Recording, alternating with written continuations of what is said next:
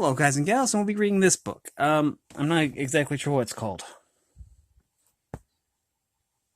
I'm not sure what this book is even called. So, we're going to, it'll be in the description, I'm sure. Oh, Pokemon Visual Guide. By Chris Silvestri and Katherine Fang. Those are really cool names, by the way. So this is, so I'll have to remember that this is Pokemon Visual Guide by Chris Silvestri and Katherine Fang. Cool. And this is really neat because they have the table of contents here for each of the regions. With the world of Pokemon, Kanto, Orange Island, Johto, Hoenn, Sinnoh. Okay, and we're going to start with this. Now, this has, this just has random Pokemon, I think. I don't know if these are alphabetical. Flareon, Feebas, Rayquaza, Kabuto. Okay, I don't know. This says, "Welcome, Pokemon fans." So this is kind of a variation of what Michael from MJ Plays and MJ TV would say, because he's always like, "Welcome, Poke fans." But anyways, welcome to the wide world of Pokemon, a world filled with mystery and adorable creatures known as Pokemon. What is a Pokemon? Well, read through this book and you'll discover everything you need to know about Pokemon. But Pokemon do not live alone. They live in harmony with humans and the world around them. This book will introduce you to some of the bravest, sneakiest, and important people in the Pokemon world. You will see what it takes to become a Pokemon trainer, a human that makes Pokemon and human partnership his or her priority, a contest coordinator, and a Pokemon breeder. Are you ready? Are you going to catch them all? If that's your path, you better start reading now. Okay, so, okay. Here's the timeline. This is kind of really neat. Because back in, it's hard to read this, 1998, September, Pokemon, the Indigo League, okay. I think that was the manga, if I'm not mistaken. In 99, September, Pokemon, the Indigo League, Pokemon Orange Islands Adventure. 2000, dates apply to the US only, that's good to know. September, Pokemon Johto League Journeys. 2001, September, Pokemon Johto League Champions. 2002, September, Pokemon Master Quest. 2003, September, Pokemon Advanced. 2004, Pokemon Advanced Challenge. 2005, September, Pokemon Advanced Battle. The world of Pokemon. 2006, April, Pokemon Mastermind of Mirage Pokemon. June, Pokemon Chronicles. Pokemon Mystery Dungeon. Team Go-Getters Out of the Gate. And Pokemon Battle Frontier. 2007, Pokemon Diamond and Pearl. Pokemon 2008. Pokemon Diamond and Pearl Battle Dimension. Explorers of Time and Darkness. Okay, let's see. What are Pokemon? Pokemon, unique creatures of every shape and size, each species endowed with its own special powers and abilities. Pokemon are able to communicate amongst themselves, but few Pokemon have been known to use the human language. Nevertheless, Pokemon clearly demonstrate intelligence, feelings, and individual personalities. For the most part, people and Pokemon coexist in relative peace. In the ancient past, some cultures revered legendary Pokemon for their powers. And Pokemon have lived and worked alongside people as partners and friends since time immemorial. In the modern day, Pokemon are often seen paired with Pokemon trainers, people who raise Pokemon to compete in friendly battles. Life in the Pokemon world.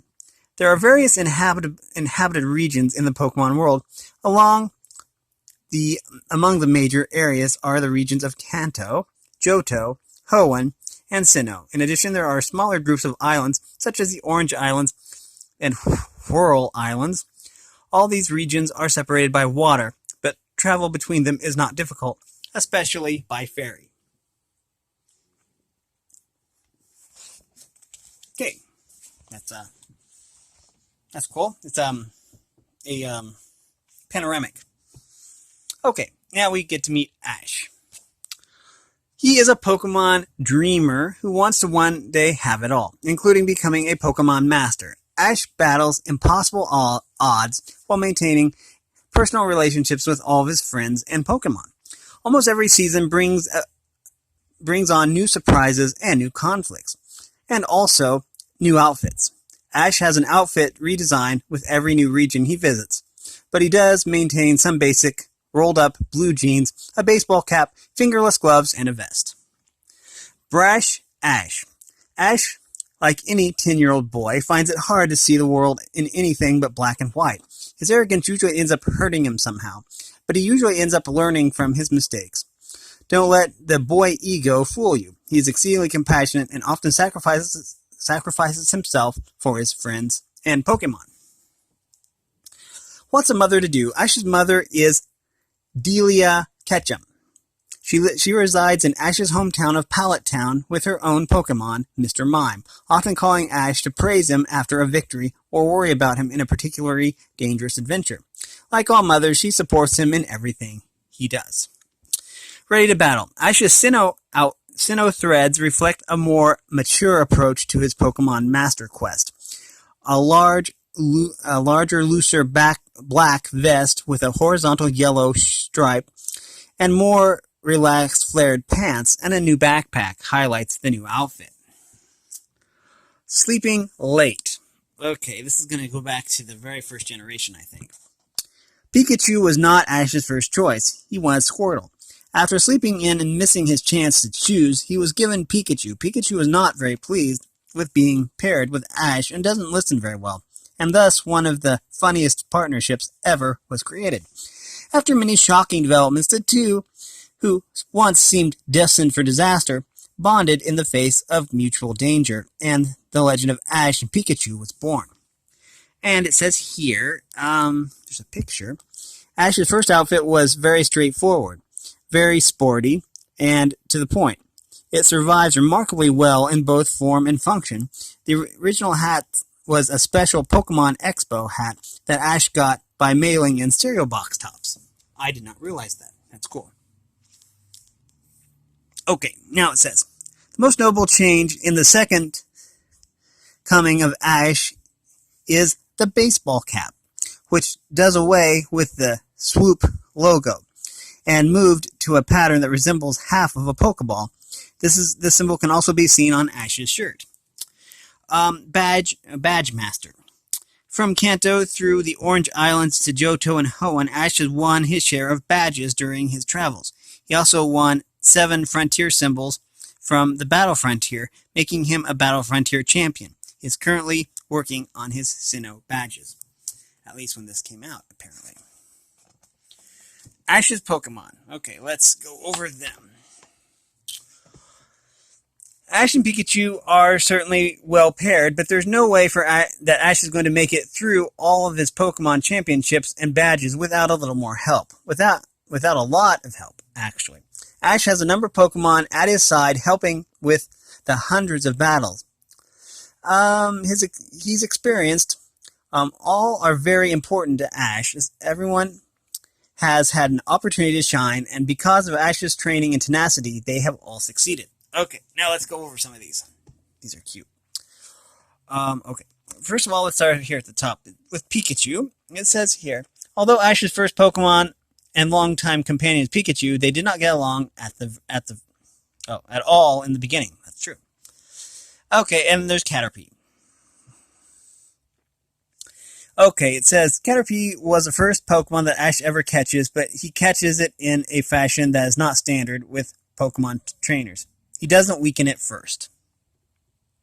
Okay. Totodile. says here, let's see. Ash had to fight Misty for this one. They each threw a Pokeball at it, but because they didn't know whose ball caught it, they battled for it. Ash won the battle. Okay, I guess that makes sense. And then there's Pidgey. Ash mistakenly catches a Pidgey, which stayed with him until it evolved. Okay. And now we're up here to Charmander. Charmeleon and Charizard. After rescuing Charmander from a rainstorm, Ash nurses the fiery Pokemon back to health. It evolves 2 more times. Yeah. Except it's like disobedient or something. Okay. And let's go up to Chikorita. Ash severely injured Chikorita in a battle, but after nursing it back to health, Chikorita becomes enamored with Ash. It even gets jealous when Pikachu is around. Chikorita evolved into a Bayleaf to protect Ash from Team Rocket. Okay, and Squirtle. Okay, now we're to Squirtle. After forming a bond with Ash, Squirtle becomes a vital member of his team, but decides to go back to its roots after the Squirtle squad starts to fall apart. Okay. Cyndaquil. I always like Cyndaquil. Caught almost by accident, Cyndaquil has proven a formidable partner after overcoming early bouts of shyness. Ash leaves it with Oak before setting out for Hoenn. And Bulbasaur, of course. Bulbasaur is a reluctant addition to Ash's arsenal. It agrees to go if Ash beats it in battle, which he does. Okay. And we have Trico. Ash catches a Trico after defending the giant tree. Trico evolved into a Grovyle during its battle with a fellow trainer's Loudred. It later evolved into a Sceptile to protect a Meganium it loved. Although it lost, forgot how to use its ability after Meganium didn't return its affections. That's kind of sad. Okay. Oh, wow, there's more. Okay, wow. I didn't realize that Ash had so many Pokemon. This is cool. Okay, now we have Snorunt. We're going to start at the top here. Then go across and down like this. Okay. So we have Snorunt. Snorunt steals Ash's badge case and hat. Pokemon love Ash's hats. Snorunt joined Ash. It evolved into a Glalie after some intensive training to help it use Ice Beam better. So we have Snorunt and Glalie. Next we have Tailo. It says Tailo makes off with chocolate from Ash and his crew, and as Ash hunts down Tailo for its misdeed, it becomes the leader of a larger flock of Tailo and attacks him. A battle ensues, and Ash eventually captures it during the final round of a flying tournament. It evolved into Swellow to achieve victory. So there we have Swellow, and we have Tailo. Next we have Apom. It says, let's see here. Apom befriends Ash, but only after it steals his hat. The hat that got to be some kind of Pokemon catching charm. Ash catches Apom in battle, but eventually trades it to Dawn for her Buizel. I do like Buizel. Turtwig.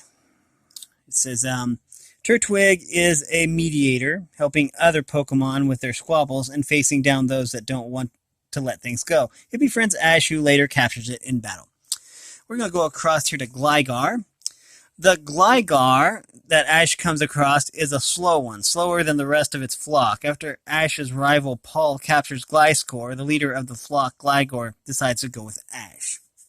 Okay. So now we're down to Starly. Here, it evolves into Staravia. Ash's Apom injures a wild Starly, which in turn attacks. Ash captures the Starly, evolving into Staravia during a battle with Team Rocket. A powerful Pokemon, Staravia, has mastered Brave Bird. I think that Brave Bird actually causes recoil damage, but I don't remember exactly. Snorlax. It says here, Ash captured Snorlax in the Orange Islands after he found out that it was consuming nearly all the island's plant life. Snorlax doesn't travel with Ash much because he can't keep it fed. The Pokedex says it eats like 5,000 pounds of food and then goes back to sleep or something. I don't know. That figure's probably wrong, I'm guessing. I just know it's like a tremendous amount of food that's like inconceivable. Okay, and we're to Phanpy. Ash's prize for winning a Pokemon riding contest is a Pokemon egg that hatches into Phanpy. Phanpy evolves into a Donphan while attempting to take down a Team Rocket mecha. Don't let it fool you. Donphan packs quite a powerful punch with its trunk. Indeed it does. And now we have Heracross. Heracross is the first Pokemon that Ash catches in Johto, and although this sweet-loving herbivore seems harmless, it is one of the most powerful Pokemon that Ash has known. I believe it. Yep. We're going to go right here down to Chimchar. Ash never lets a Pokemon in need suffer. Chimchar was abandoned by its original trainer, Ash's rival Paul. Ash offers Chimchar a spot on his team. Now let's go over to Torkoal here. Torkoal befriended Ash after he defended it. Although Torkoal fled, it followed Ash and eventually joined up with his team. Ash used Torkoal quite a bit, but decided to leave him with Professor Oak for a while. Okay. Corphish. After doing a number on Dewford Town and its citizens, the jealous Corphish was captured and calmed down quite a bit. Although it joined Ash's team, it still flared with envy when another teammate evolved after receiving praise. Okay, now let's go down to we're gonna go over to Buizel now. I do love Buizel. Buizel is like an awesome Pokemon. Acquired in a trade with Dawn, Buizel wanted to battle instead of competing in contests. I believe that he uses Buizel in his battle with Crasher Wake. Somebody linked that video to one of my videos, and I think that was awesome. That was wonderful. Noctowl. Noctowl is a rare shiny Pokemon that glitters when released from its Pokeball. Noctowl is highly intelligent and even fooled Ash, who eventually captured it. He leaves it at Professor Oak's lab. Okay. And lastly, on this page anyway, we have Krabby. In an effort to prove his capturing prowess to Misty, Ash caught Krabby. It immediately was sent to Professor Oaks, as Ash already had 6 Pokemon with him. Krabby evolved into a Kingler when Ash battled Mandy in the first round of the Pokemon League. Okay. We are to Essential Gear.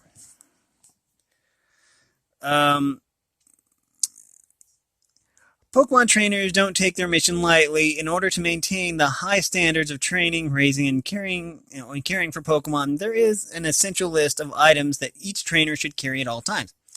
This is a Sinnoh Pokedex. It has a screen. It says, although the Sinnoh Pokedex has a dual screen, earlier versions only had one screen. The screen shows the Pokemon being observed and various stats about it. Okay, so basically this is based off of a DS, because I think that the Sinnoh games were on a DS. That's fascinating. Voice module. A speaker allowed a trainer to hear what the computer is saying about a Pokemon. Okay, that's the voice. Okay, the voice module is right there. Okay. Touchpad allows users to navigate the various menus of the Pokedex. That's that button right there. And the camera is right here. This allows the Pokedex to scan an image of wild Pokemon for later reference. The Pokedex has preloaded information. If you don't have to, you don't have to physically see every Pokemon to hear its breakdown. Okay, and now we have the Pokedex. Exactly. Everyone needs information, but for Pokemon trainers, that information is a vital part of their training. The Pokedex acts as a miniature electronic encyclopedia of Pokemon facts and figures. Okay. Okay, we're going to go over these different Pokedexes over here. But first of all, we're going to go over Pokeballs. If you're going to catch them all, you're going to need something to catch them with. The Pokeball is the most common capture system. It is thrown at a weakened Pokemon to ensnare it. Pokeballs come in many varieties. Okay, and then there we go. Okay. Now, here's the Kanto Pokedex. And this is it opening, I guess. Voices carry. The Kanto and Johto Pokedex have male voices and are nicknamed Dexter by Ash. while the Hoenn and Sinnoh versions have a female voice that Ash nicknamed it Dexet. Dextet. Dextet. It's right there on the screen. Dextet. Food. Okay, let's go on to this page, and we're going to learn about food. Food used by trainers to sustain themselves during long journeys. Brock is especially food conscious and one of the few humans who carries cooking supplies with him wherever he goes. Okay, and here we have different berries. Let's see. Pokemon also enjoy food in the form of berries and Pokeblocks. Expert breeders such as Brock make extremely delicious and helpful Pokeblocks, perfect for any occasion. Now, it looks like we have a Pecha berry, a citrus berry, an orange berry, and a tomato berry. I've never heard of the tomato berry, but I've heard of all the other ones. And these are the different badges. We have the Boulder badge, the Knuckle badge, the Rainbow badge, the Forest badge, the Hive badge, and the Relic badge. And we have here the badge case. It says, most trainers don't wear their badges on their clothing, so you've got to put them somewhere. Ash has had his badge case stolen on more than one occasion, which may have been greatly upsetting, which must have been greatly considering how hard he has worked to fill it with badges. Badges are symbols of a Pokemon trainer's prowess, and are given by gym leaders for victory, and are necessary to enter league championships. Now we are to the Poketech.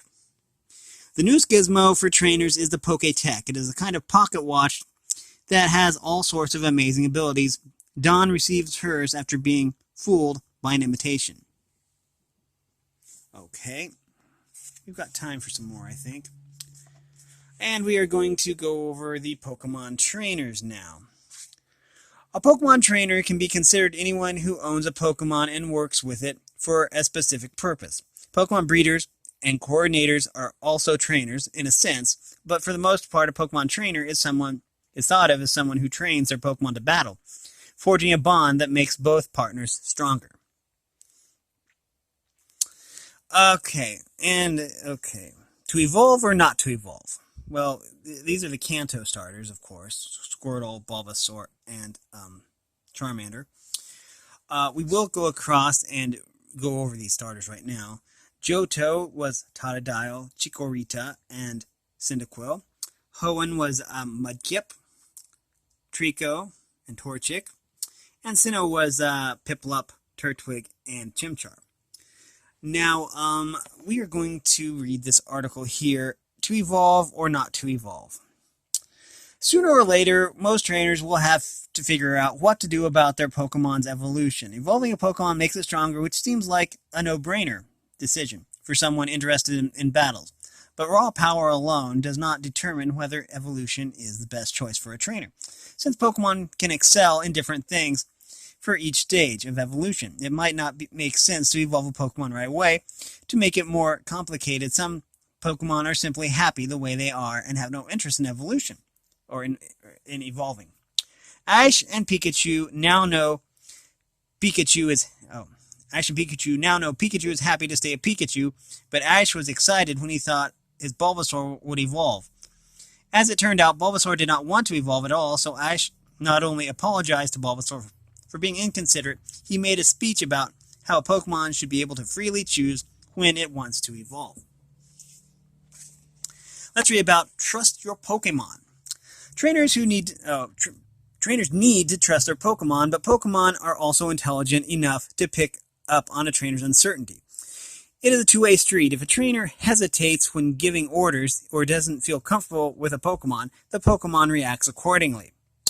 Honesty is the best policy. Pokemon dislike being the butt of a joke, or as much as anyone else. So when Ash tried to spook his Corphish to teach it a lesson, Corphish is none too happy to discover it's been tricked.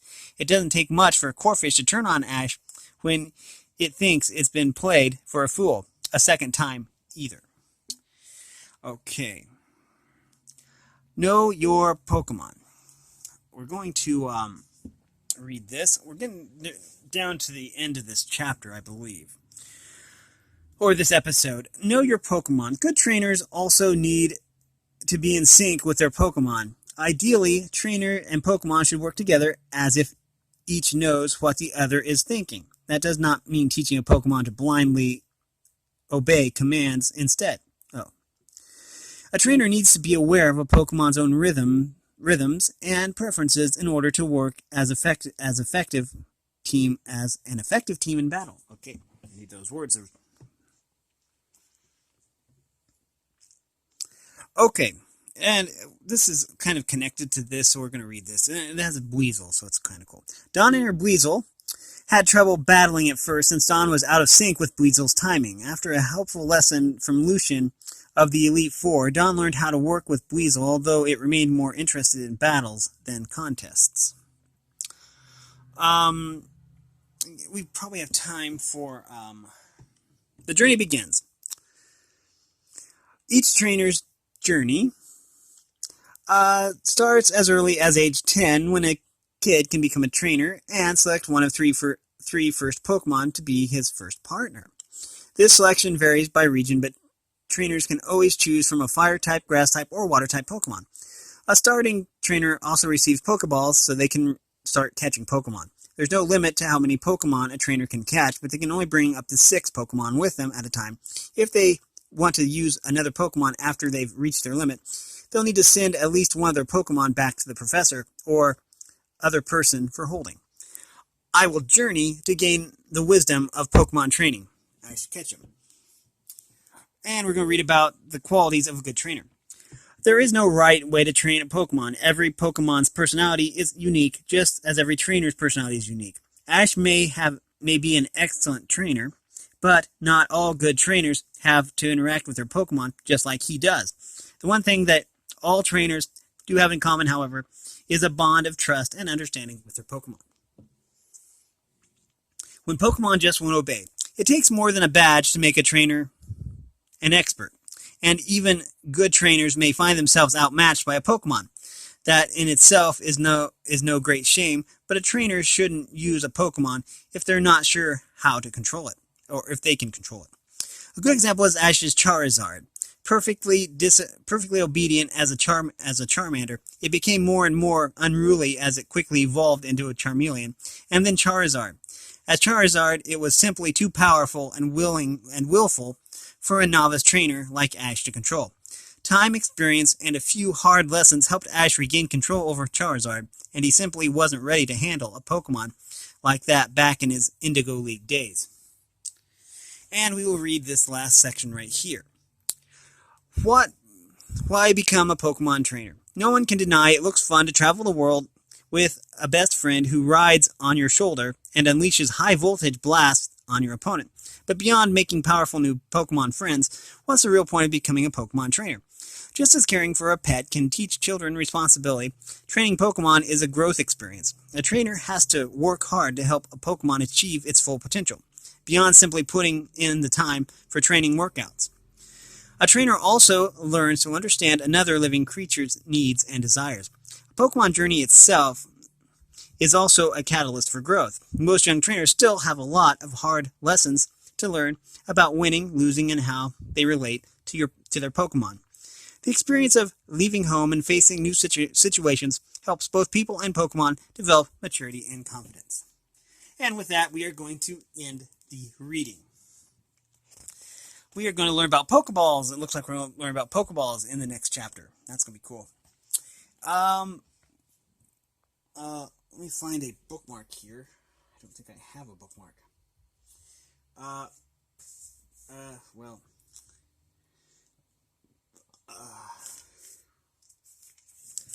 There.